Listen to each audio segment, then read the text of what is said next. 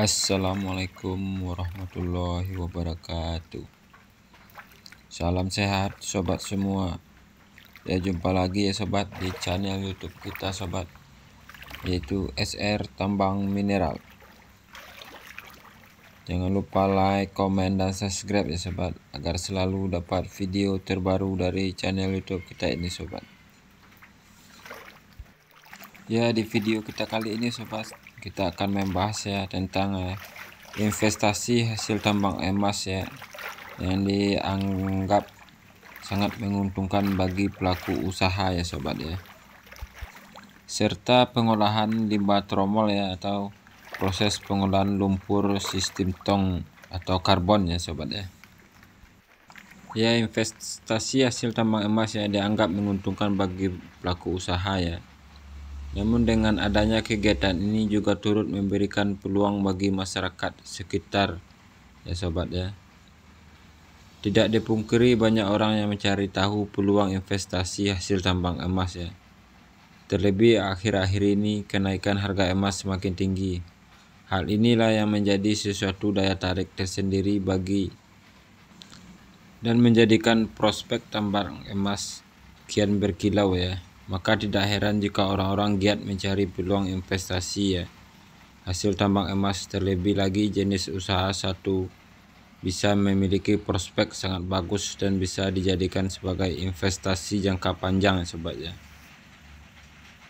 Meskipun begitu, ada peraturan yang harus ditaati karena usaha satu ini diawasi secara ketat oleh pemerintah sobat ya.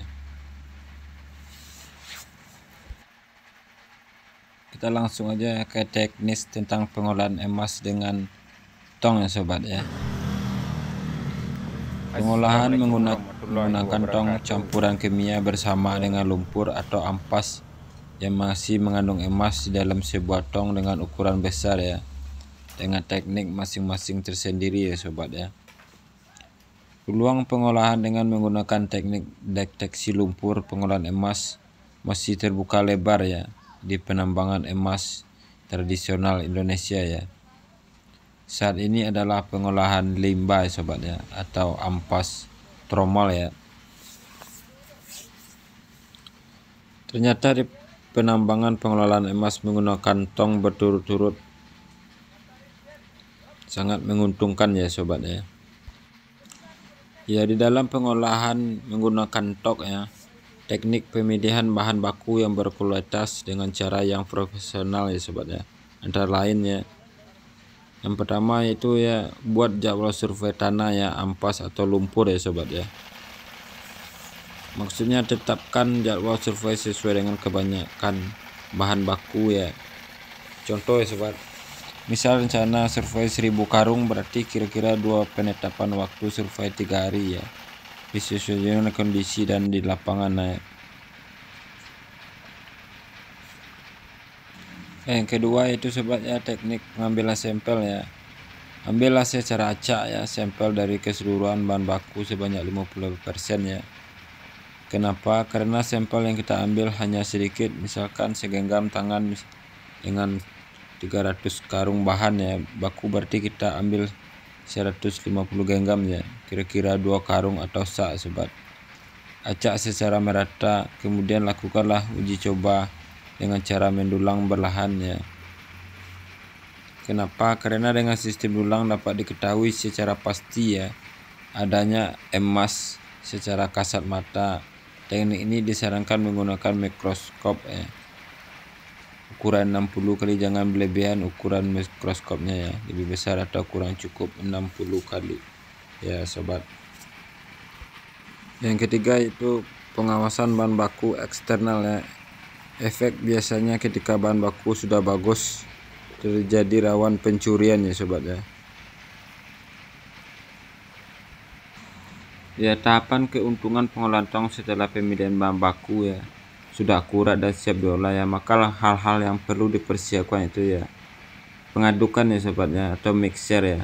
Pengelolaan tong tanpa pengadukan sama dengan gagal ya, sehingga tanah atau lumpur yang sudah memang halus diaduk dan mampu melewati saringan ukuran 80 ya. Memang seharusnya ukuran ideal mes lumpur adalah 200 ya. Namun kalau kita menggunakan 200, maka lumpur yang berada pada saringan akan tersendat sobat ya. Tetapi tujuan utama pengadukan adalah untuk memisahkan partikel-partikel tanah yang masih menyatu dengan emas ya, agar terlepas bebas. Sehingga dalam proses kimia, dalam hal ini reaksi sianida untuk melarutkan emas akan lebih cepat ya dan tepat sasaran. Sehingga dianjurkan agar putaran mesin mixer agak lebih ditingkatkan karena dapat membantu proses pemisahan partikel tanah dan emas tersebut ya sobatnya. Ya, pemberian kapur setelah dicarikan langsung ke dalam mixer ya. Takarannya banyak kapur dan standar operasi ya sobat ya. Ya, selanjutnya sobat, angin kompresor ya. Ketika dorongan vertikal angin berkurang secara tiba-tiba ataupun sumber kekuatan mesin kompresor yang kurang kecil, ini sangat memberikan reaksi molekul-molekul tanah dan air untuk kembali bersatu dengan emas ya. Pembentukan gumpalan-gumpalan kecil pada putaran di dalam tong, semakin kurang tekanan angin, gumpalan lumpur semakin membesar ya. Tapi tidak bisa dilihat dengan kasat mata. Kelihatan di dalam tong tetap sama seperti biasa ya, akan tetapi prosesnya sudah berubah lain, yaitu sebagian emas sudah terbungkus oleh lumpur ya.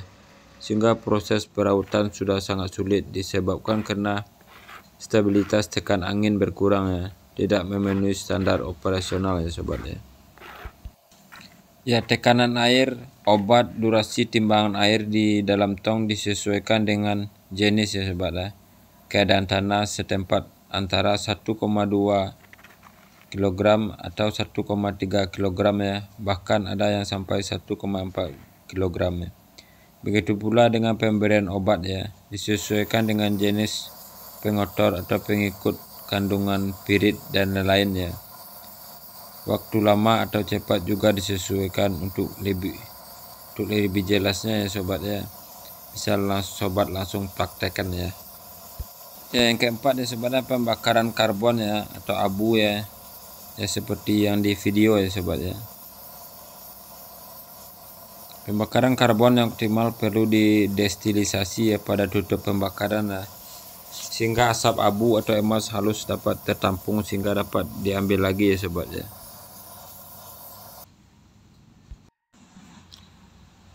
Oke sobat ya, inilah hasilnya sobat dari pengolahan lumpur ya, lumpur tromol dengan menggunakan sistem tong ya.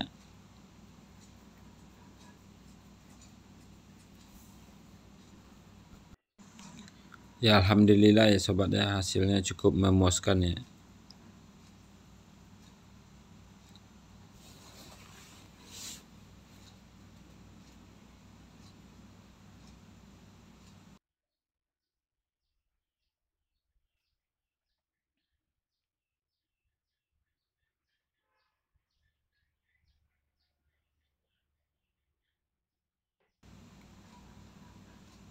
Ya, oke sobat, mungkin demikian saja video kita kali ini ya sobat. Assalamualaikum warahmatullahi wabarakatuh. SR Tambang Mineral.